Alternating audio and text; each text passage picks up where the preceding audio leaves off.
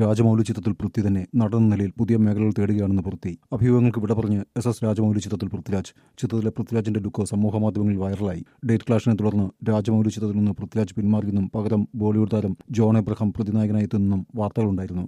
John എബ്രഹാമിനെ അണിയറ പ്രവർത്തകർ തീരുമാനിക്കുകയും ചെയ്തിരുന്നതാണ്. എന്നാൽ വീണ്ടും പൃഥ്വിരാജിലേക്ക് തന്നെ എത്തി. ഇന്നലെ രാവിലെ പൃഥ്വിരാജിന്റെ പുതിയ ലുക്കിലുള്ള ചിത്രങ്ങൾ സമൂഹമാധ്യമങ്ങളിൽ തീപിടിപ്പിച്ചു. നടന്ന നിലയിൽ പുതിയ മേഖലകൾ തേടുകയാണെന്ന് പൃഥ്വി കുറിക്കുകയും ചെയ്തു. ഭാര്യയും മോളും ഉണ്ടെന്നും ഓർമ്മ വേണമെന്നായിരുന്നു സുപ്രിയയുടെ കമന്റ്.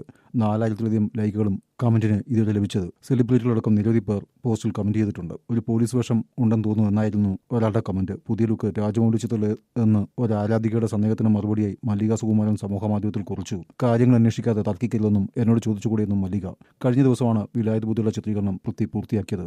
മഹേഷ് ബാബു നായകനാവുന്ന രാജമൗലി ചിത്രത്തിന് 800 കോടിക്ക് മുകളിലാണ് ബഡ്ജറ്റ്. ഇന്ത്യയിലെ ഏറ്റവും ചെലവേറിയ സിനിമയാണ് ഒരുങ്ങുന്നത്. പ്രിയങ്ക ചോപ്രയാണ് ചിത്രീകരണം ആരംഭിച്ച ചിത്രത്തിലെ നായിക.